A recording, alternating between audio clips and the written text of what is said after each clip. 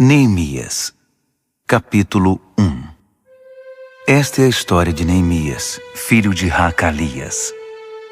Era o mês de Quisleu do 20º ano, ocasião em que eu morava no complexo real de Suzã. Hanani, um de meus irmãos, tinha acabado de chegar de Judá com alguns judeus. Perguntei a eles sobre as condições dos judeus que sobreviveram ao exílio e sobre a situação de Jerusalém. A resposta deles foi: a condição dos sobreviventes do exílio que ainda estão na província é péssima. Eles enfrentam muitas dificuldades. Os muros de Jerusalém continuam em ruínas e dos portões só restam as cinzas. Quando ouvi isso, sentei-me e chorei. Durante vários dias, a tristeza me dominou e fiquei sem comer nada, orando ao Deus dos céus. Eu disse: ó eterno Deus dos céus, Deus grande e tremendo, que és leal à tua aliança e fiel a todos os que te amam e obedecem aos teus mandamentos, olha para mim, ouve a minha oração. Presta atenção às súplicas que teu servo tem dirigido a ti dia e noite, intercedendo por teu povo Israel, confessando os pecados deles. Eu mesmo e meus antepassados estamos entre os que pecaram contra ti. Fizemos muito pouco caso de ti. Não obedecemos ao que nos ordenaste, ignoramos os teus mandamentos e desrespeitamos as determinações que deste ao teu servo Moisés. Lembra-te que alertaste teu servo Moisés, dizendo: se vocês me abandonarem, eu os espalharei aos 4 cantos da terra. Mas se voltarem para mim e fizerem o que eu disser, reunirei todos os que estiverem dispersos, onde quer que estejam, e os trarei de volta ao lugar em que estabeleci meu nome. Eles são teus servos, o povo que libertaste de maneira poderosa e impressionante. Ó Senhor, ouve a oração do teu servo e de todos os que honram o teu nome. Permite que o rei concorde com o pedido que farei hoje. Na época, eu era encarregado de servir a bebida do rei. Neemias, capítulo 2. No mês de Nisã, no 20º ano do rei Artaxerxes, na hora de servir o vinho, fui levar a bebida ao rei como de costume. Eu nunca tinha ficado constrangido na presença do rei. Por isso ele me perguntou: você parece abatido? Não está doente ou deprimido, está? A pergunta me deixou ainda mais perturbado. Respondi: viva o rei! Como eu não estaria abatido se a cidade na qual todos os meus familiares estão sepultados está em ruínas e só restam cinzas dos seus portões? O rei perguntou: o que você deseja? Orando ao Deus dos céus, fiz o meu pedido. Se o rei está contente comigo e acha que sou um bom funcionário, dá-me permissão para ir ajudar até a cidade na qual meus antepassados estão sepultados, para que eu possa reconstruí-la. O rei, com a rainha sentada ao seu lado, disse: quanto tempo você precisa para realizar esse trabalho e quando estará de volta? Eu disse a data e o rei concordou com a minha ida. Depois eu disse: se o rei concordar, escreva cartas aos governadores do território a oeste do Eufrates, para que me deixem passar até chegar a Judá. Que o rei dê também ordens a Asaf, o encarregado dos bosques do rei, para me fornecer madeira para as vigas do complexo do templo, para os muros da cidade e para a casa em que vou me alojar. A mão generosa de Deus estava comigo, e o rei me concedeu as cartas. Quando me encontrei com os governadores do outro lado do rio Eufrates, mostrei a eles as cartas do rei. O rei providenciou até mesmo uma escolta de cavaleiros. Quando Sambalate, o Horonita, e Tobias, o oficial amonita, souberam disso, ficaram furiosos. Eles não se conformavam em ver alguém defender os interesses do povo de Israel. Foi assim que cheguei a Jerusalém. Depois de 3 dias, eu e alguns homens que estavam comigo nos levantamos no meio da noite. Eu não tinha contado a ninguém o que Deus havia posto no meu coração a respeito de Jerusalém. O único animal que tínhamos era aquele em que eu estava montado. Na escuridão da noite, passei pela porta do vale na direção da fonte do dragão, até a porta do esterco, inspecionando os muros de Jerusalém que haviam sido derrubados e os portões que haviam sido queimados. Depois passei pela porta da fonte e subi em direção ao tanque do rei. Mas não havia como o jumento em que eu estava montado passar. Então subi pelo vale naquela escuridão, inspecionei o muro e voltei pela porta do vale. As autoridades locais não sabiam onde eu havia ido e o que estava fazendo. Eu não tinha dito aos judeus, aos sacerdotes, aos nobres, às autoridades locais, nem a qualquer outra pessoa que estaria trabalhando. Então apresentei a eles um relatório. Vamos ser francos. A situação está muito ruim. Jerusalém está em ruínas. Os portões estão todos queimados.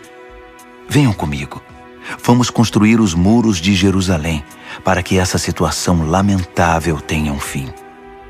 Também contei a eles que Deus estava comigo e que o rei estava me apoiando. Eles responderam: estamos com você. Vamos começar.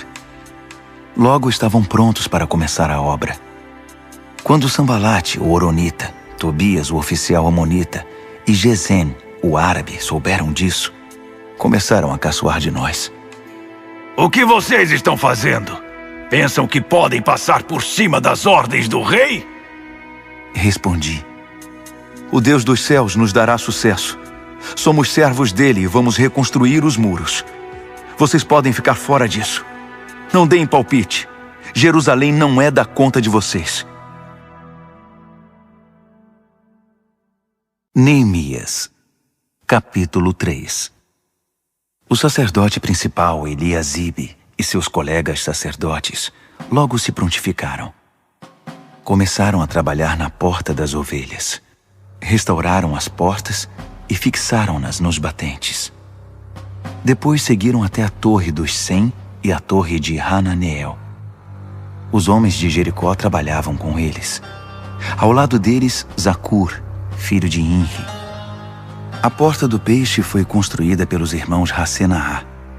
Eles a restauraram, a encaixaram nos batentes e instalaram as trancas e as travas de segurança. Meremote, filho de Urias, filho de Racós, trabalhou do lado dele. Ao seu lado, Mesulão, filho de Berequias, filho de Mesesabel. Depois, Zadok, filho de Baaná. Ao lado dele, os tecoitas, exceto os nobres que se recusavam a sujar as mãos. A porta de Gesana foi restaurada por Joiada, filho de Pazéia, e por Mesulão, filho de Besodias. Eles a restauraram, a encaixaram nos batentes e instalaram as trancas e as travas de segurança. O gibeonita Melatias, o meronotita Jadom e os homens de Gibeon e de Mispá, lugares que estavam sob a jurisdição do governador da província além do Eufrates, trabalharam com eles. Uziel, filho de Haraías, um dos ferreiros, trabalhou do lado deles, e ao seu lado Hananias, um perfumista. Eles reconstruíram os muros de Jerusalém até o muro largo. O trecho seguinte foi construído por Refaías, filho de Hur, governador da metade de Jerusalém. Ao lado dele, Gedaías, filho de Harumaf, reconstruiu a frente de sua casa. Atus, filho de Rasabneias, trabalhou do lado dele. Malquias, filho de Harim, e Hassub, filho de Paate-Moabe, reconstruíram outro trecho, que incluía a Torre dos Fornos. Ao lado deles, Salum, filho de Haloés, governador da outra metade de Jerusalém, trabalhou com suas filhas.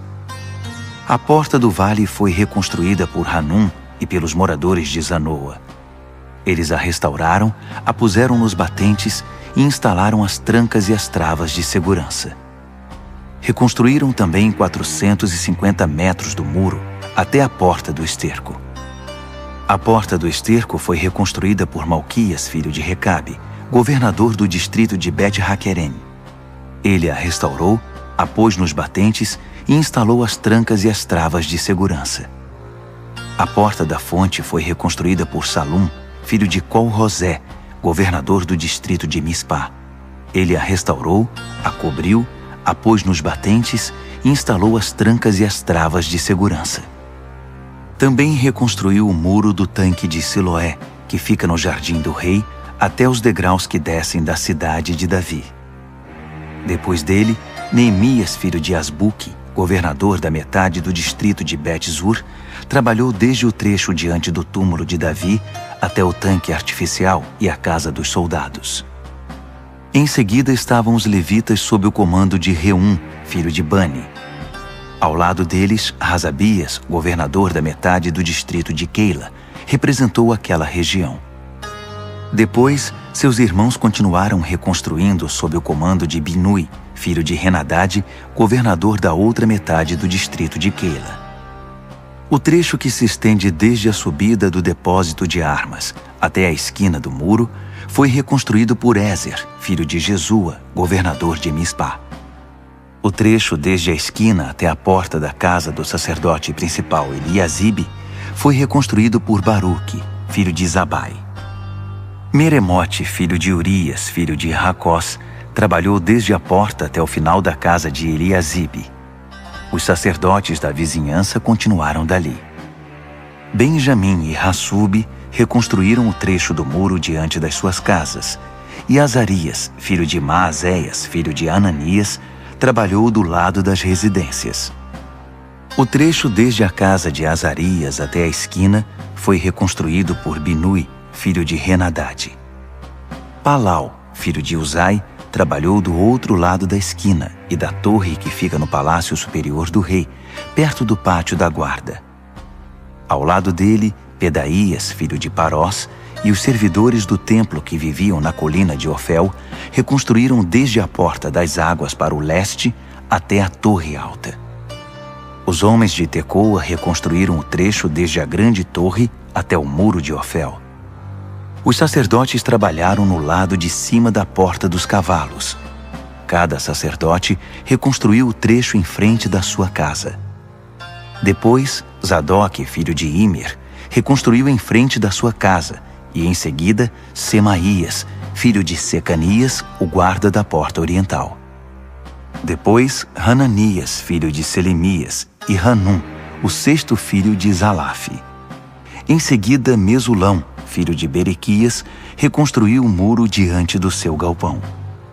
O ferreiro Malquias reconstruiu o muro até o alojamento dos servidores do templo e dos comerciantes, desde a altura da porta da inspeção até a guarita da esquina.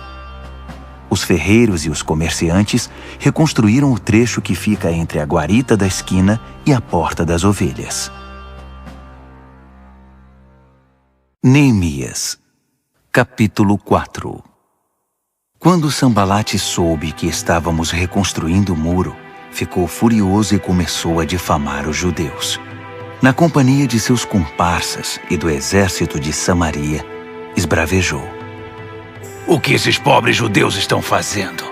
Os coitados acreditam que vão conseguir da noite para o dia restaurar tudo e deixar como antes. Será que vão levantar pedras do nada? Tobias, o amonita, que concordava com ele, acrescentou: Isso mesmo. O que eles pensam que estão construindo? É só uma raposa subir no muro que ele desmorona. Neemias orou: Ouve-nos, ó Deus. Estamos sendo ridicularizados. Faz cair sobre eles essa zombaria. Que os inimigos deles os levem cativos como despojo para uma terra distante. Não perdoes a iniquidade deles. Não os absolvas do seu pecado. Eles estão insultando os que se dedicam à reconstrução. Continuamos a restaurar os muros, e em pouco tempo ele foi fechado até a metade da altura pretendida, porque o povo estava motivado para trabalhar. Quando Sambalate, Tobias, os árabes, os amonitas e os asdoditas souberam que a reconstrução dos muros de Jerusalém estava indo bem e que as brechas do muro estavam sendo tapadas, quase subiram pelas paredes de tanta raiva. Eles se uniram e resolveram atacar Jerusalém, com a intenção de provocar o caos. Mas nós reagimos. orando ao nosso Deus e pondo guardas dia e noite para vigiá-los. Não passou muito tempo, começaram a dizer em Judá: os trabalhadores já estão cansados, ainda há muito entulho acumulado. É muito trabalho para nós, não conseguiremos terminar. Ao mesmo tempo, nossos inimigos diziam: eles não saberão quem os atacou. Quando menos esperarem, estaremos no pescoço deles e vamos matar qualquer um que encontrarmos pela frente. Com isso, a obra será interrompida. Os judeus que eram vizinhos deles alertavam: eles estão rodeando. Daqui a pouco vão atacar. Ouvimos o aviso 10 vezes. Por isso posicionei guardas nos lugares mais vulneráveis do muro e organizei o povo por famílias, equipando-os com espadas, lanças e arcos. Depois de inspecionar tudo, chamei os nobres, os oficiais e os demais e disse: não fiquem com medo deles. Atentem para o Senhor, o Deus grande e temível, e lutem por amor de seus irmãos, seus filhos, suas filhas, suas mulheres e suas casas. Nossos inimigos descobriram que sabíamos de todos os seus planos e que Deus havia frustrado sua estratégia. Então voltamos ao trabalho no muro. A partir desse momento, metade dos jovens trabalhava, enquanto a outra metade fazia segurança com lanças, escudos, arcos e armaduras. Os oficiais militares garantiam em Judá a proteção de todos os que se dedicavam à reconstrução do muro. Os construtores trabalhavam com uma ferramenta numa mão e seguravam uma lança com a outra. Cada um dos construtores trabalhava com uma espada na cintura. Ao meu lado ficava o moço que, se fosse preciso, tocaria a trombeta para fazer soar o alerta. Um dia falei aos nobres, aos oficiais e aos demais: há muito trabalho ainda, e estamos muito espalhados ao longo do muro, distantes uns dos outros. Quando ouvirem o som da trombeta, juntem-se a nós. O nosso Deus lutará por nós. Assim continuamos trabalhando, desde o nascer do sol até o anoitecer, a metade de nós armada. Também instruí o povo: cada pessoa e seu ajudante devem permanecer dentro da cidade. Durante a noite, servirão de guarda, e de dia, trabalharão na construção. Dormíamos todos vestidos, eu, meus irmãos, meus trabalhadores e os guardas que nos protegiam. Ninguém largava sua lança, nem para beber água. Neemias, capítulo 5. O povo iniciou um grande protesto, do qual até as mulheres participaram, contra seus companheiros judeus. Alguns diziam: temos famílias grandes. Se não tivermos comida, vamos morrer. Outros diziam: tivemos que hipotecar nossos campos, nossas vinhas e nossas casas apenas para comprar trigo, para não morrer de fome. Outros ainda diziam: precisamos pedir dinheiro emprestado até para pagar o imposto real sobre nossos campos e vinhas.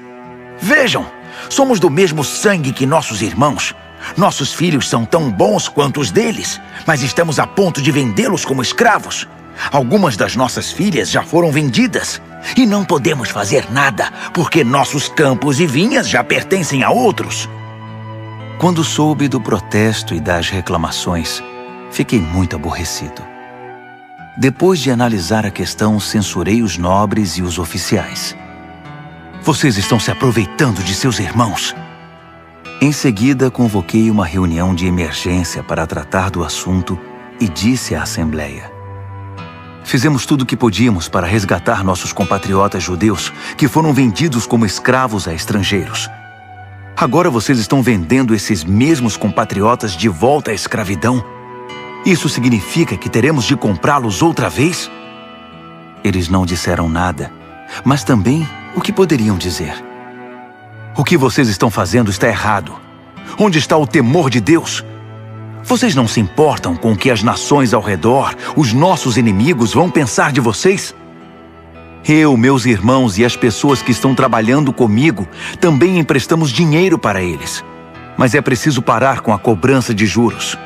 Devolvam a eles os campos, as vinhas, os olivais e as casas. Perdoem todas as dívidas e não cobrem o trigo, o vinho nem o azeite. Eles responderam: Está bem, vamos devolver. Não faremos mais exigências. Faremos tudo o que você nos disser. Logo depois reuni os sacerdotes e obriguei os nobres e os oficiais a cumprir a palavra dada. Eu mesmo tirei tudo o que tinha no bolso, sacudi na frente deles e disse: Que Deus esvazie o bolso e a casa daquele que não cumprir a promessa. Que seja sacudido e esvaziado. Todos concordaram e disseram: Vamos fazer assim. E louvaram a Deus. O povo cumpriu mesmo a sua palavra. Desde que o rei Artaxerxes me nomeou governador da terra de Judá, do 20º ano ao 32º ano do reinado de Artaxerxes, nem eu, nem meus irmãos nos beneficiamos da comida destinada ao governador. Os governadores antes de mim oprimiam o povo, exigindo comida e vinho, além de 480 gramas de prata. Até seus auxiliares se aproveitavam do povo. Mas por temor a Deus eu não fiz isso.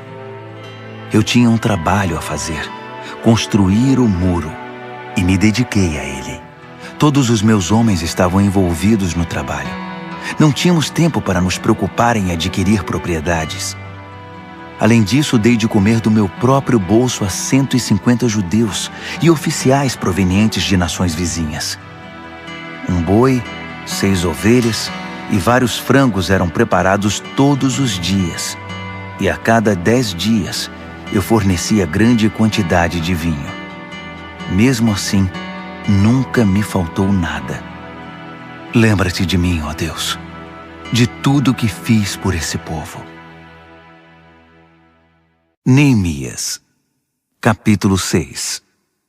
Quando Sambalate, Tobias, Gesem o árabe e nossos demais inimigos souberam que havíamos reconstruído o muro e que não havia mais brechas nele, apesar de ainda não termos posto os portões, Sambalate e Gesem mandaram dizer: Venha se encontrar conosco em Quefirim, no vale de Ono. Eu sabia que eles pretendiam me causar algum mal. Por isso mandei dizer: Estou ocupado com um trabalho importante e não posso ir agora. Por que interromperia o que estou fazendo só para me encontrar com vocês? Eles fizeram o convite 4 vezes, e 4 vezes mandei a mesma resposta. Então, pela 5ª vez, pelo mesmo mensageiro, Sambalate mandou uma carta selada com a seguinte mensagem: Estão dizendo entre as nações, e Gesem confirma isso, que você e os judeus estão planejando uma revolta, e que essa é a razão de estarem reconstruindo os muros. Estão dizendo que você quer ser rei e que já nomeou profetas para proclamar em Jerusalém: há um rei em Judá. Tudo isso será relatado ao rei. Você não acha melhor sentarmos para conversar? Mandei dizer: Tudo o que você está falando não passa de invenção sua. Eles estavam tentando nos intimidar. Pensavam: eles vão desistir, e assim nunca terminarão essa obra. Mas pedi a Deus: dá-me forças. Logo depois, fiz uma reunião secreta com Semaías, filho de Delaías, filho de Meetabel, em sua casa. Ele disse: Vamos nos reunir no templo de Deus, dentro do templo. Vamos nos proteger com as portas trancadas, pois eles vêm para matá-lo. É isso mesmo. Eles virão à noite para tirar a sua vida. Respondi: Por que alguém como eu teria de fugir? E por que teria de me esconder justamente no templo? Não vou fazer isso. Senti que aquele plano não agradava a Deus.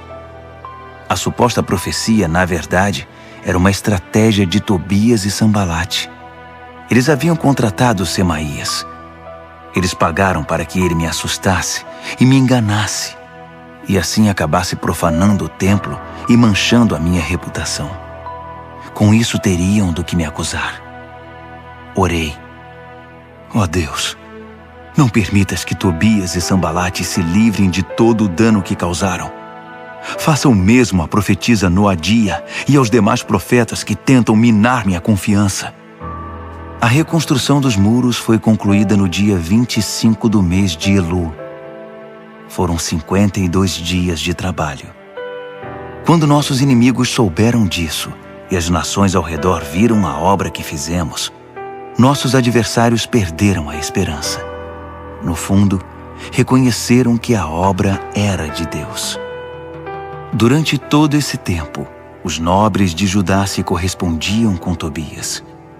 Muitos dos nobres tinham ligações com ele, porque ele era genro de Secanias, filho de Ara, e seu filho Joanã havia se casado com a filha de Mesulão, filho de Berequias. Eles me contavam todas as coisas boas que ele havia feito, e depois contavam para ele tudo o que eu dizia. Então, Tobias mandava cartas para me intimidar.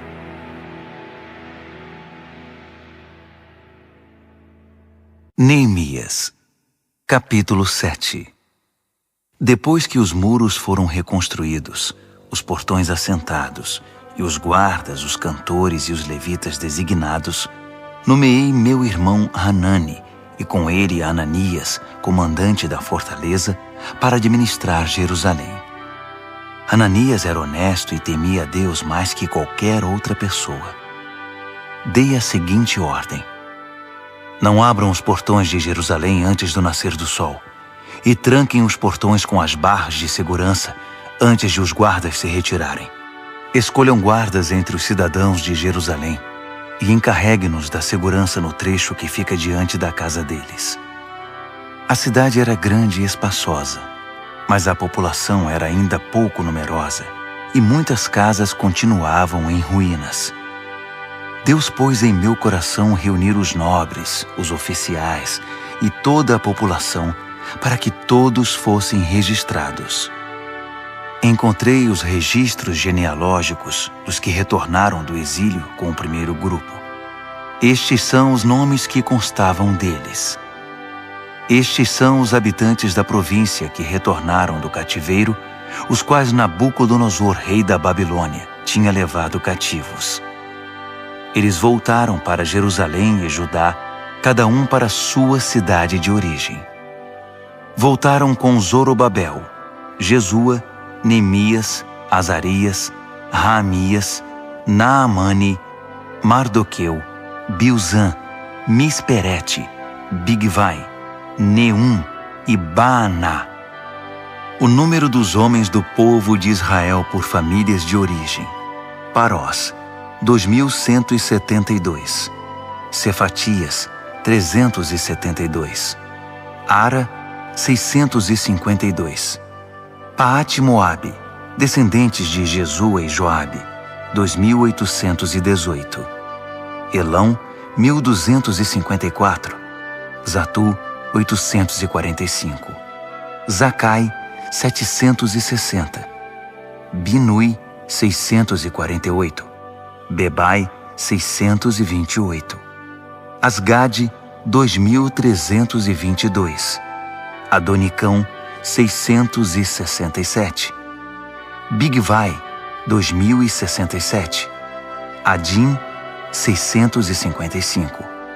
Ater, descendentes de Ezequias, 98. Rassum, 328. Bezai, 324. Harife, 112. Gibeon, 95. Os israelitas identificados por lugar de origem: Belém e Netofate, 188. Anatote, 128. Bet-Asmavete, 42. Criate Jearim, Sefira e Beerote, 743. Ramá e Geba, 621. Micmas, 122. Betel e Ai, 123. O outro Nebo, 52. O outro Elão, 1.254. Harim, 320. Jericó, 345. Lode, Hadide e Ono, 721. Senaá, 3.930. Das famílias dos sacerdotes: Gedaías, Descendentes de Jesua, 973. Imer, 1052. Pazur, 1247. Harim, 1017. As famílias dos levitas. Jesua, descendentes de Cadmiel e de Rodeva, 74. Os cantores, os descendentes de Asaf, 148. As famílias dos guardas, Salum, Ater, Talmon, Acube, Atita e Sobai, 138. As famílias dos servidores do templo, Zia, Razufa, Tabaote, Queros, Sia, Padom, Lebana, Hagaba, Salmai, Hanã, Gidel, Gaar, Reaías, Rezim, Necoda, Gazão, Uzá, Pazéia, Bezai, Meunim, Nefuzim, Baquebuque, Racufa, Harur, Baslite, Meida, Harsa, Barcos, Císera, Tamá, Neesias e Ratifa. As famílias dos servidores de Salomão, Sotai, Soferete, Perida, Jaala, Darcom, Gidel, Cefatias, Ratil, Poquerete, Razebaim e Amon.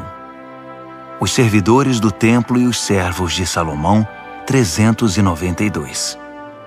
Estes são os que vieram de Tel-Melá, Tel-Harza, Querube, Amon e Imer. Eles não conseguiram provar que eram israelitas. Os descendentes de Delaías, Tobias e Necoda, 642. O mesmo aconteceu com estas famílias de sacerdotes, os descendentes de Rabaías, Racós, Barzilai, que se casou com uma filha de Barzilai de Gileade e era chamado por esse nome. Eles procuraram os registros da família, mas não encontraram. Por isso foram impedidos de exercer a função de sacerdote e considerados ritualmente impuros. O governador determinou que eles não poderiam comer do alimento sagrado até que um dos sacerdotes definisse a situação deles por meio do Urim e do Tumim. O total dos que voltaram do exílio foi 42.360, sem contar os escravos, que totalizavam 7.337. Também havia 245 cantores e cantoras, que possuíam 736 cavalos, 245 mulas, 435 camelos e 6.720 jumentos. Alguns dos chefes das famílias entregaram ofertas voluntárias para a obra. O governador deu ao tesouro 8 quilos de ouro, 50 bacias e 530 vestimentas para os sacerdotes. Alguns dos chefes das famílias deram para o tesouro uma oferta de 160 quilos de ouro e 1.320 quilos de prata para a obra. O restante do povo contribuiu com 160 quilos de ouro, 1.200 quilos de prata e 67 vestimentas para os sacerdotes. Os sacerdotes, os levitas, os guardas, os cantores, os servidores do templo, com alguns outros e com o restante do povo de Israel, encontraram lugar para morar em suas cidades de origem. Neemias, capítulo 8. Por volta do 7º mês, quando todos os israelitas haviam se instalado em suas cidades, o povo se reuniu na praça em frente da Porta das Águas e pediu que o escriba Esdras trouxesse o livro da revelação de Moisés que o Eterno tinha dado a Israel. Então o sacerdote Esdras trouxe o livro para a congregação, formada por homens e mulheres, todos capazes de entender seu conteúdo. Isso aconteceu no primeiro dia do 7º mês. Ele leu a revelação de frente para a praça que ficava diante da Porta das Águas, desde cedo até o meio-dia, na presença de homens e mulheres e de todos os que conseguiam entender a leitura. Todos ouviam atentamente o que dizia o livro da revelação. O escriba Esdras estava sobre uma plataforma de madeira construída especialmente para a ocasião. Do seu lado direito estavam Matitias, Sema, Anaías, Urias, Ilquias e Maazéias. Do lado esquerdo estavam Pedaías, Misael, Malquias, Hassum, Rasbadana, Zacarias e Mesulão. Esdras abriu o livro. Todos os olhares estavam voltados para ele, que estava de pé sobre a plataforma. E quando ele abriu o livro, todos ficaram de pé. Esdras louvou ao Eterno, o grande Deus, e todo o povo respondeu levantando as mãos. Amém. Amém. Em seguida prostraram-se com o rosto em terra em adoração ao Eterno. Os levitas Jesua, Bani, Serebias, Jamim, Acube, Sabetai, Rodias, Maazéias, Quelita, Azarias, Josabade, Hanã e Pelaías explicavam a revelação, enquanto o povo de pé ouvia com toda reverência. Eles liam pausadamente o livro da revelação de Deus para que o povo pudesse entendê-lo, e em seguida explicavam o que haviam lido. Neemias, o governador, Esdras, o sacerdote e escriba, e os levitas que ensinavam o povo disseram: Este dia é consagrado ao Eterno, o seu Deus. Não chorem nem fiquem abatidos. Porque todo o povo chorava enquanto ouvia as palavras da revelação. Disseram ainda: Voltem para casa e preparem uma festa, um banquete com muita comida e bebida. Repartam a comida com os que não têm, pois este dia é consagrado ao Eterno. Não fiquem entristecidos. A alegria do Eterno fortalecerá vocês. Os levitas continuaram a tranquilizar o povo. Sosseguem, este dia é consagrado. Não fiquem tristes. Então o povo partiu e preparou uma festa. Eles comeram e beberam com muita alegria, até mesmo os pobres. Eles tinham entendido o que havia sido lido para eles. No segundo dia do mês, os chefes das famílias de todo o povo, os sacerdotes, os levitas, reuniram-se em torno do escriba Esdras para estudar mais profundamente as palavras da revelação. Descobriram na revelação que o Eterno havia ordenado por meio de Moisés que o povo de Israel deveria permanecer em cabanas durante as festividades do 7º mês. Então baixaram um decreto e divulgaram entre todas as cidades e em Jerusalém. Subam as colinas e tragam ramos de oliveiras, pinheiros, murtas, palmeiras e qualquer árvore de galhos cheios de folhas, para fazer cabanas, como está escrito. O povo saiu, trouxe os ramos e fez cabanas sobre o telhado e no quintal das casas, no pátio do templo de Deus, na praça da Porta das Águas e na praça da Porta de Efraim. Toda a congregação que havia retornado do exílio fez cabanas e permaneceu nelas. O povo de Israel não fazia isso desde o tempo de Josué, filho de Num. Foi um dia maravilhoso. A alegria era geral.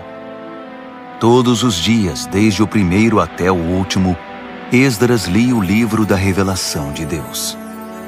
Celebraram a festa durante 7 dias. No 8º, reuniram solenemente a assembleia, conforme o decreto. Neemias, capítulo 9. No dia 24 do mês, o povo de Israel reuniu-se para um jejum, todos vestidos com pano de saco e com terra no rosto, como sinal de arrependimento. Os israelitas romperam todo o relacionamento com os estrangeiros. De pé, confessaram seus pecados e os erros de seus antepassados. Enquanto estavam de pé, leram o livro da revelação do Eterno, seu Deus, durante 3 horas. Depois, durante outras 3 horas, fizeram confissões e adoraram a Deus.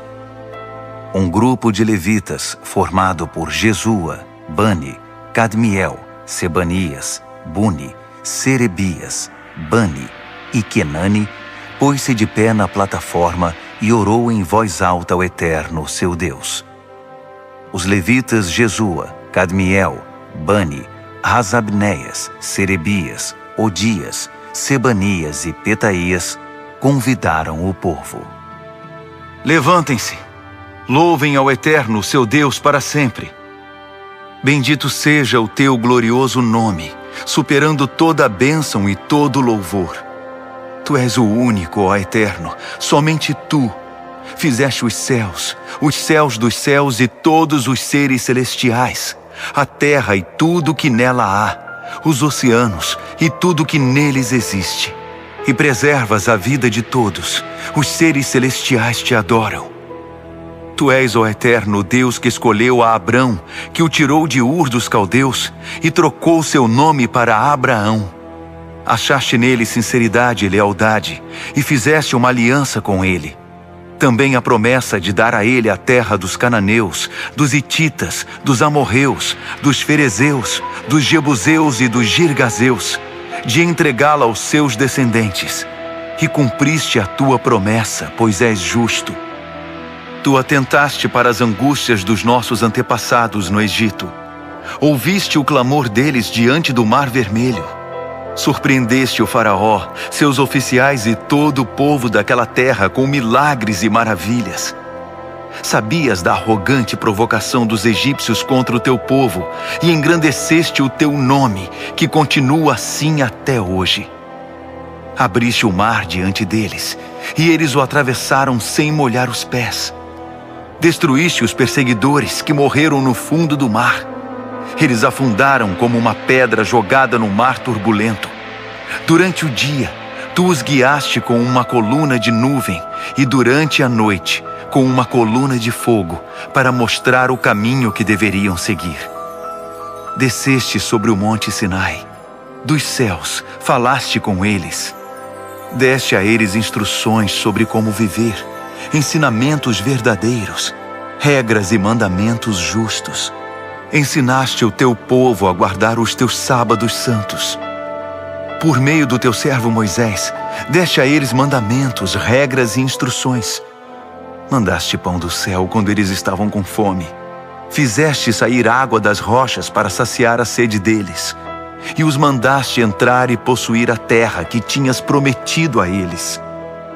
Mas nossos antepassados foram arrogantes. Por teimosia, não obedeceram aos teus mandamentos. Fizeram-se de surdos, recusaram-se a lembrar os milagres que fizeste diante deles. Tornaram-se obstinados e cismaram em voltar para a escravidão do Egito.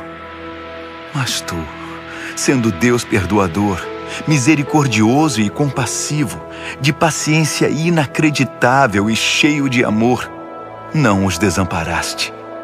Mesmo depois de esculpirem um bezerro e de terem dito: "Este é o Deus de vocês que os tirou do Egito", e de terem feito coisas piores, tu, por tua grande compaixão, não os abandonaste à própria sorte no deserto. A coluna de nuvem não os deixou. Diariamente, ela continuava mostrando o caminho. A coluna de fogo, também à noite, indicava o caminho. Tu concedeste o teu espírito para ensiná-los a viver com sensatez. Nunca deixaste de enviar o maná e deste a eles água em abundância. Sustentaste o povo 40 anos no deserto, e eles tinham tudo de que precisavam.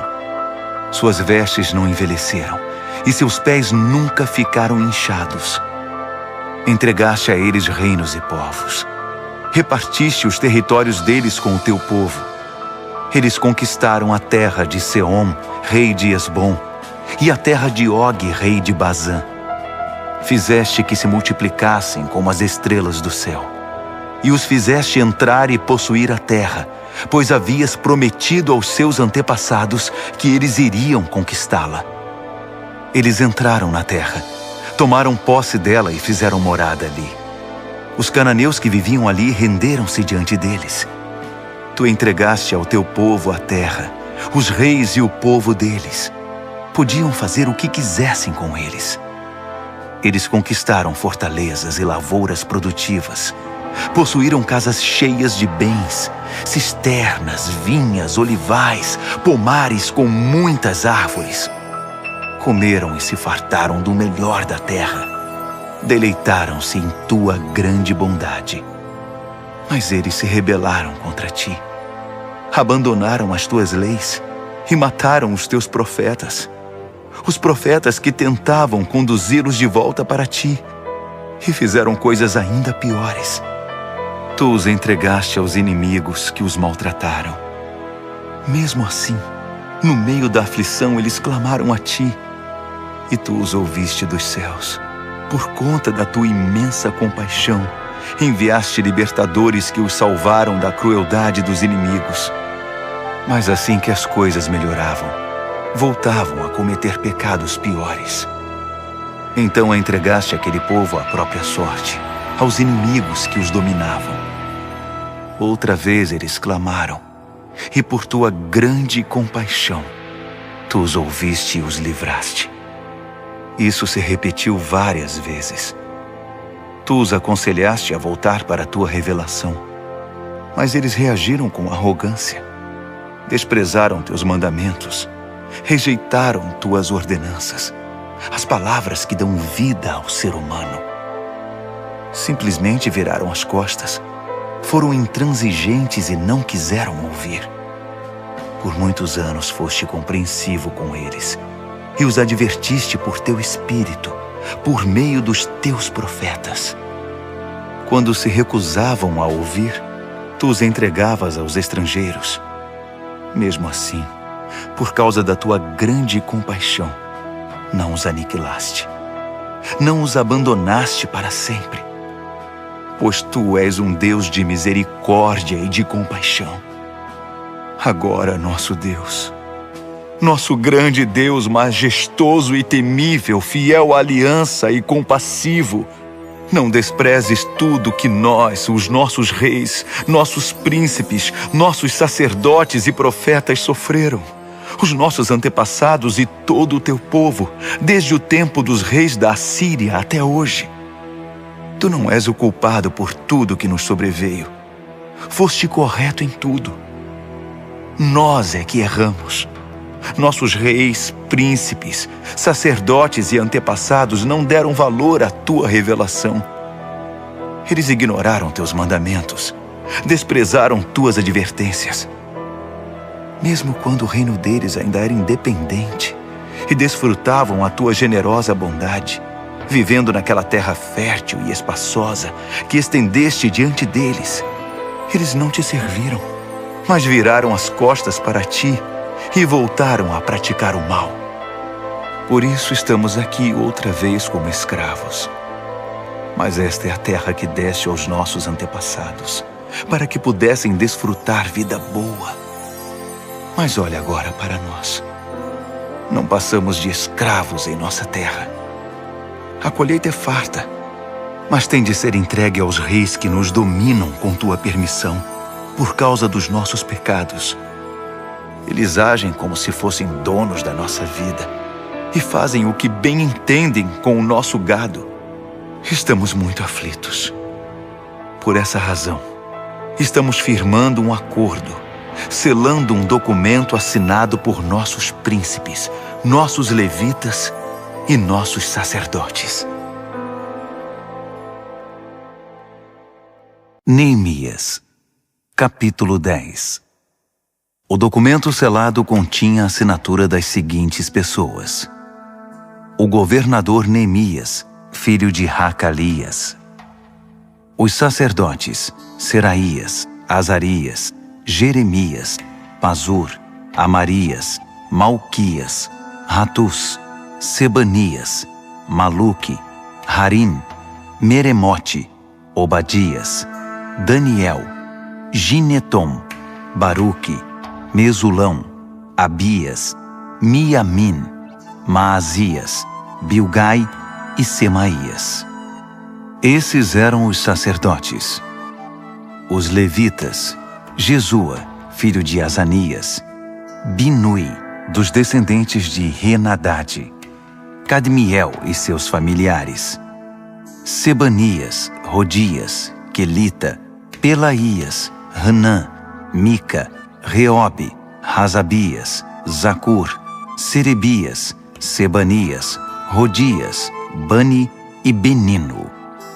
Os líderes do povo: Parós, Paate-Moabe, Elão, Zatu, Bani, Buni, Asgade, Bebai, Adonias, Bigvai, Adim, Ater, Ezequias, Azur, Rodias, Rassum, Bezai, Harife, Anatote, Nebai, Magpias, Mesulão, Rezir, Mesesabel, Zadok, Jadua, Pelatias, Hanã, Anaías, Oséias, Hananias, Hassubi, Haloes, Pílea, Sobeque, Reum, Razabna, Maazéias, Aías, Hanã, Anã, Maluque, Harim e Baaná. O restante do povo, os sacerdotes, os levitas, os guardas, os cantores, os servidores do templo e todos os que cortaram laços com os vizinhos estrangeiros para obedecer à revelação de Deus, com suas mulheres, seus filhos e suas filhas, todos os que eram mentalmente capazes, juntaram-se aos seus parentes e aos nobres para fazer o juramento de seguir a revelação de Deus, transmitida por meio de Moisés, servo de Deus, de obedecer e praticar todos os mandamentos do Eterno, nosso Deus, e todos os seus decretos e regras. Assim, não daremos nossas filhas em casamento aos nossos vizinhos estrangeiros, nem deixaremos nossos filhos tomarem as filhas deles. Quando os povos vizinhos trouxerem suas mercadorias e seus cereais no sábado, não faremos negócios com eles, nem no sábado, nem em qualquer outro dia santificado. De 7 em 7 anos, deixaremos a terra descansar e cancelaremos todas as dívidas. Comprometemo-nos a pagar o tributo anual de 4 gramas para as despesas do templo do nosso Deus, com os pães da mesa, as ofertas de cereais, as ofertas queimadas, as ofertas dos sábados, da lua nova e das festas fixas, as ofertas sagradas, as ofertas de perdão para expiação a favor de Israel, a manutenção do templo do nosso Deus. Nós, os sacerdotes, os levitas e todo o povo, escolhemos por sorteio as famílias que trarão a lenha para o fogo do altar do nosso Deus, de acordo com o programa anual estabelecido na revelação. Comprometemo-nos a entregar anualmente ao templo do Eterno os primeiros frutos da nossa lavoura e dos nossos pomares, o primeiro filho e o primeiro animal, e a primeira cria do nosso gado e das nossas ovelhas, aos sacerdotes que servem no templo do nosso Deus, como prescreve a revelação. Traremos o melhor dos nossos cereais, das nossas contribuições do fruto de toda a árvore, do vinho e do azeite para os sacerdotes, para os depósitos do templo do nosso Deus. Traremos os dízimos das nossas lavouras para os levitas, uma vez que os levitas foram designados para arrecadar os dízimos nas cidades em que trabalhamos. Um sacerdote descendente de Arão supervisionará os levitas na arrecadação dos dízimos para garantir que 1/10 do que for arrecadado seja entregue ao tesouro do templo do nosso Deus. Faremos que o povo de Israel e os levitas entreguem os cereais, o vinho e o azeite para os depósitos em que também são guardados os utensílios do santuário e nos quais os sacerdotes, os guardas e os músicos que ministram se reúnem. Não negligenciaremos o templo do nosso Deus. Neemias, capítulo 11. Os líderes do povo já estavam morando em Jerusalém. Por isso, o restante do povo escolheu, por sorteio, uma de cada 10 pessoas para morar em Jerusalém, a cidade santa, enquanto os outros 9 permaneciam em suas cidades. O povo também aprovou todos os que se ofereceram voluntariamente para morar em Jerusalém. Estes foram os líderes das províncias que se mudaram para Jerusalém. Alguns israelitas, sacerdotes, levitas, servidores do templo e descendentes dos oficiais de Salomão moravam em suas propriedades, que estavam espalhadas entre as várias cidades de Judá. Outros de Judá e Benjamim moravam em Jerusalém. Entre os descendentes de Judá, Ataías, filho de Uzias, filho de Zacarias, filho de Amarias, filho de Cefatias, filho de Maalaleel, descendente de Pérez. Maazéias, filho de Baruque, filho de Col-Rosé, filho de Razaías, filho de Adaías, filho de Joiaribe, filho de Zacarias, descendente de Selá. Os descendentes de Pérez, que moravam em Jerusalém, totalizavam 468 homens valentes. Entre os descendentes de Benjamim, Salu, filho de Mesulão, filho de Joede, filho de Pedaías, filho de Colaías, filho de Maazéias, filho de Itiel, filho de Jesaías, e seus irmãos Gabai e Salai. Ao todo, 928 homens. Joel, filho de Zicre, era chefe deles, e Judá, filho de Rassenua, era o segundo no comando sobre a cidade. Dos sacerdotes, Gedaías, filho de Joiaribe, e Jaquim. Seraías, filho de Ilquias, filho de Mesulão, filho de Zadoque, filho de Meraiote, filho de Aitube, que era o administrador do templo de Deus, e seus companheiros que faziam o trabalho do templo. Ao todo eram 822 homens.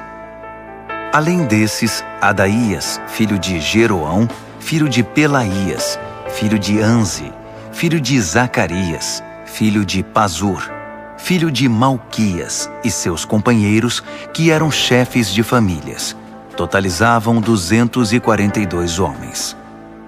Amassai, filho de Azarreel, filho de Azai, filho de Mesilemote, filho de Imer, e seus companheiros, todos homens valentes, eram 128 homens.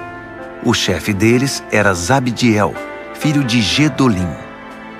Dos levitas, Semaías, filho de Hassubi, filho de Azricão, filho de Razabias, filho de Buni, Sabetai e Josabade, 2 líderes dos levitas encarregados do trabalho externo do templo de Deus. Matanias, filho de Mica, filho de Zabde, filho de Asaf, o dirigente que conduzia as ações de graças e as orações. Baquebuquias, o segundo entre seus companheiros. Abda, filho de Samua, filho de Galau, filho de Gedutum. Os levitas da cidade santa totalizavam 284 homens. Dos guardas, Acube, Talmon e seus companheiros que vigiavam os portões, um total de 172 homens. O restante dos israelitas, sacerdotes e levitas, estavam espalhados por todas as cidades de Judá, cada um na propriedade de sua família. Os servidores do templo moravam na colina de Ofel. Zia e Gispa eram os líderes deles. O chefe dos levitas em Jerusalém era Uzi, filho de Bani, filho de Razabias, filho de Matanias, filho de Mica. Uzi era dos descendentes de Asaf, os cantores que dirigiam a adoração no templo de Deus. Os cantores estavam sob as ordens do rei, que determinava as atividades diárias deles. Petaías, filho de Mesesabel, descendente de Zerá, filho de Judá, representava os interesses do povo na corte real. Alguns do povo de Judá foram morar nos vilarejos próximos de suas terras, em Kiriat Arba, Hebron e seus arredores, em Dibon e seus arredores, em Jecab-Zeel e seus arredores, em Jesua, em Moladá, em Bet-Pelete, em Hazar-Sual, em Berseba e seus arredores, em Ziclag, em Meconá e seus arredores, em En-Rimon, em Zorá, em Jarmute, em Zanoa, em Adulão e seus arredores, em Laques e suas pastagens, em Azeca e seus arredores. Ocupavam toda a região desde Berseba até o vale do Rinom. Os benjamitas de Geba foram viver em Micmas, Aia, Betel e seus arredores, Ananote, Nobe e Ananias, Razor, Ramá e Gitaim, Hadide, Zeboim e Nebalate, Lode e Ono e o Vale dos Artesões. Alguns grupos de levitas de Judá foram designados para morar em Benjamim. Neemias, capítulo 12. Estes são os sacerdotes e os levitas que vieram com Zorobabel, filho de Sealtiel, e Jesua: Seraías, Jeremias, Esdras, Amarias, Maluque, Ratus, Secanias, Reum, Meremote, Ido, Gineton, Abias, Miamim, Maadias, Bilga, Semaías, Joiaribe, Gedaías, Salu, Amoque, Ilquias e Gedaías. Esses eram os líderes dos sacerdotes no tempo de Jesua. Os levitas: Jesua, Binui, Cadmiel, Serebias e Judá. Matanias e seus irmãos eram encarregados dos cânticos de louvor, e seus irmãos Baquebuquias e Uni ficavam de frente para eles durante a adoração. Jesua foi pai de Joiaquim. Joiaquim foi pai de Eliasibe. Eliasibe foi pai de Joiada. Joiada foi pai de Jonatas. E Jonatas foi pai de Jadua. Nos dias de Joiaquim, estes foram os chefes das famílias dos sacerdotes: da família de Seraías, Meraías; de Jeremias, Ananias; de Esdras, Mesulão; de Amarias, Joanã; de Maluque, Jonatas; de Secanias, José; de Harim, Adna; de Meremote, Reucai; de Ido, Zacarias; de Gineton, Mesulão; de Abias, Zicre; de Miniamim e Maadias, Piltai; de Bilga, Samua; de Semaías, Jonatas; de Joiaribe, Matenai; de Gedaías, Uzi; de Salai, Calai; de Amoque, Heber; de Ilquias, Razabias; de Gedaías, Natanael. Nos dias de Eliasibe, Joiada, Joanã e Jadua, os levitas foram registrados como chefes de famílias. Durante o reinado de Dario, rei da Pérsia, foram registrados os sacerdotes. Os levitas que eram chefes de famílias foram registrados no livro das crônicas até os dias de Joanã, filho de Eliasibe. Eram eles Razabias, Serebias e Jesua, filho de Cadmiel. Seus irmãos ficavam de frente para eles durante o louvor e as ações de graças, para fazer o contracanto, conforme Davi, o homem de Deus, havia instruído. Os guardas foram Matanias, Baquibuquias, Obadias, Mesulão, Talmom e Acube. Eles vigiavam os depósitos que ficavam ao lado dos portões. Viveram na época de Joiaquim, filho de Jesua, filho de Josadaque, no período do governador Neemias e do sacerdote e escriba Esdras. Para a dedicação dos muros foram convocados levitas de toda a parte para estar em Jerusalém e preparar uma grande celebração, com hinos de ações de graças e cânticos ao som de símbolos, harpas e liras. Vieram cantores de todas as partes de Jerusalém, dos vilarejos dos netofatitas, de Bet-Gilgal, das terras de Geba e Asmavete. Eles fundaram vilas para si em torno de Jerusalém. Os sacerdotes e os levitas se consagraram. Depois, fizeram o mesmo com o povo, os portões e o muro. Chamei os líderes de Judá para se reunirem perto do muro e formei 2 grandes coros. Um deles seguiu para a direita, na direção da porta do esterco, acompanhado por Rosaías e metade dos líderes de Judá, entre eles Azarias, Esdras, Mesulão, Judá, Benjamim, Semaías e Jeremias. Alguns dos jovens sacerdotes portavam trombetas. Depois, tocando os instrumentos musicais de Davi, o homem de Deus, vinham Zacarias, filho de Jonatas, filho de Semaías, filho de Matanias, filho de Micaías, filho de Zacur, filho de Asaf, e seus irmãos Semaías, Azarreel, Milalai, Gilalai, Maai, Natanael, Judá e Hanani. O escriba Esdras os liderava. Da porta da fonte, subiram direto pelos degraus da cidade de Davi, pela escada que fica ao longo do muro, acima do palácio de Davi, voltando para a porta da fonte a leste. O outro grupo seguiu para a esquerda. Eu e metade do povo seguimos pelo muro, desde a Torre dos Fornos até a parte larga do muro, acima da porta de Efraim, a porta de Gesana, a porta do Peixe, a torre de Hananeel e a torre dos 100, até a porta das ovelhas. Paramos na porta da guarda. Depois, os 2 coros ocuparam seus lugares no templo de Deus. Acompanhei a metade dos oficiais e os sacerdotes Eliaquim, Maazéias, Miniamim, Micaías, Elioenai, Zacarias e Hananias, que estavam com suas trombetas. Também estavam lá Maazéias, Semaías, Eleazar, Uzi, Joanã, Malquias, Elão e Ézer.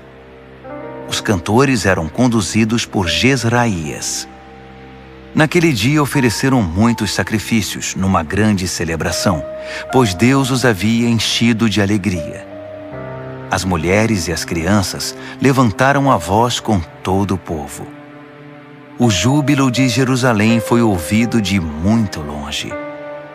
Naquele mesmo dia, foram escolhidos os encarregados dos depósitos das ofertas, dos primeiros frutos e dos dízimos.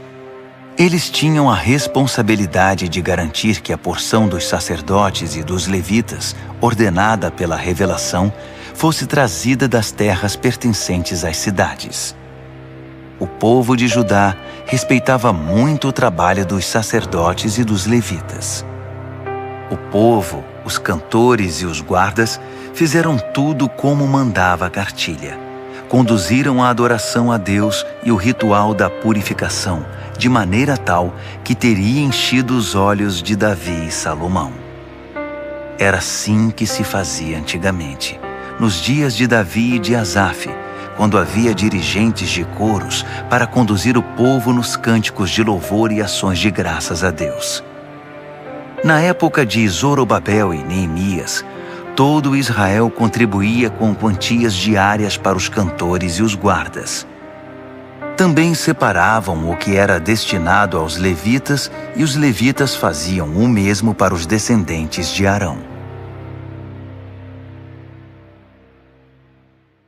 Neemias, capítulo 13. Naquele mesmo dia, foi lido o livro de Moisés diante do povo. Descobriu-se no livro que nenhum amonita ou moabita podia fazer parte da congregação do povo de Deus, porque eles não haviam acolhido o povo de Israel, negando a eles comida e bebida. Em vez de ajudar os israelitas, contrataram Balaão para amaldiçoá-los. Mas Deus transformou a maldição em bênção. Quando ouviram a leitura da revelação, excluíram de Israel todos os estrangeiros. Antes disso, o sacerdote Eliasibe havia sido encarregado dos depósitos do templo de Deus. Ele era parente de Tobias e tinha disponibilizado para ele uma sala grande, que era usada para estocar as ofertas de cereais, incenso, os utensílios para o sacrifício, os dízimos dos cereais, do vinho e do azeite para os levitas, os cantores e os guardas, e as ofertas para os sacerdotes. Eu não estava em Jerusalém quando isso aconteceu. No 32º ano de Artaxerxes, rei da Babilônia, eu havia voltado para o palácio do rei. Mais tarde, pedi permissão ao rei para viajar outra vez. Cheguei a Jerusalém e foi quando soube que Eliasibe havia cedido espaço para Tobias nos pátios do templo de Deus. Fiquei realmente furioso. Joguei fora tudo que estava dentro da sala, todos os pertences de Tobias. Depois, mandei que a sala fosse purificada. Só então pus de volta os utensílios do templo de Deus, as ofertas de cereal e o incenso. Também fiquei sabendo que os levitas não estavam recebendo a quantia regular de alimento. Por isso os levitas e os cantores que conduziam o culto de adoração haviam abandonado suas responsabilidades e voltado para suas terras. Chamei a atenção dos oficiais dizendo: "Por que vocês abandonaram o templo de Deus?" Chamei todos de volta e os reintegrei às antigas funções, de modo que todo o povo de Judá voltou a trazer os dízimos dos cereais, do vinho e do azeite para os depósitos. Designei o sacerdote Selemias, o escriba Zadok e os levitas Pedaías como encarregados dos depósitos. Nomeei Hanã, filho de Zacur, filho de Matanias, auxiliar direto deles. Esses homens tinham a reputação de serem honestos e trabalhadores. Eles ficaram encarregados de distribuir a porção de mantimento para seus companheiros. Por isso, lembra-te de mim, ó Deus. Nunca te esqueças de como me dediquei ao trabalho do templo de Deus e do serviço. Enquanto fazia a viagem de volta a Jerusalém, também percebi que o povo prensava uvas, transportava cereais e carregava seus jumentos no sábado. Traziam vinho, uvas, figos e todo tipo de mercadoria para serem comercializados no sábado. Então, eu os adverti contra a venda de alimentos naquele dia. Alguns naturais de Tiro que estavam morando em Jerusalém traziam peixes e outras mercadorias para vender aos moradores de Judá, em Jerusalém, e isso no sábado. Cobrei uma atitude dos líderes de Judá dizendo: "O que está acontecendo? Isso está errado. Vocês estão profanando o sábado. Não foi justamente o que seus antepassados fizeram? Não foi por causa disso que Deus trouxe esta miséria sobre nós e sobre esta cidade? Com a profanação do sábado, vocês estão acrescentando desobediência e fazendo aumentar a ira de Deus contra Jerusalém."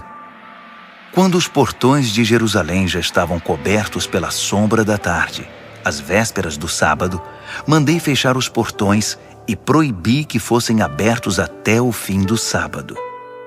Pus alguns homens de confiança de guarda nos portões, para que não deixassem entrar nada que fosse destinado ao comércio no sábado. Os comerciantes e negociantes de várias mercadorias montaram as barracas fora dos portões uma ou duas vezes. Mas chamei a atenção deles, dizendo: "Vocês não devem ficar aqui perto do muro. Se eu encontrar vocês aqui outra vez, vou retirá-los à força." Bastou essa advertência, e eles não voltaram mais no sábado.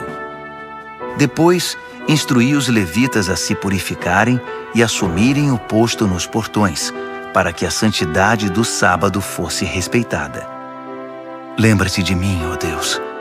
Tem compaixão de mim, por teu grande amor e por tua fidelidade. Na mesma época, constatei ainda que muitos judeus haviam se casado com mulheres de Asdod, de Amon e de Moabe. Metade das crianças nem falava o idioma de Judá, só sabiam falar a língua de Asdod ou outra língua.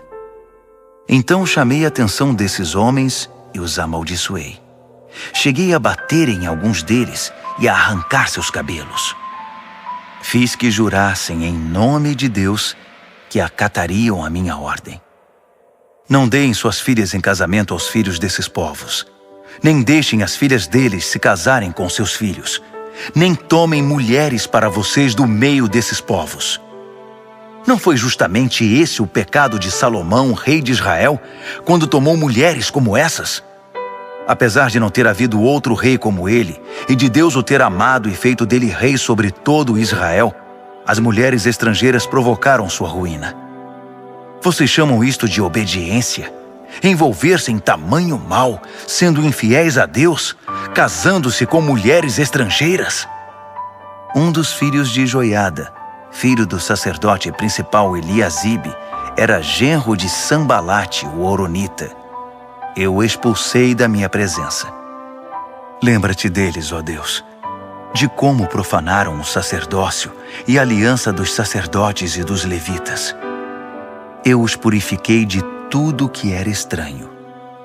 Organizei as ordens de serviço para os sacerdotes e os levitas, de modo que cada um sabia qual era a sua responsabilidade. Providenciei que fosse fornecida a lenha a ser usada no altar para os dias fixos e para a apresentação dos primeiros frutos. Lembra-te de mim, ó Deus, para sempre.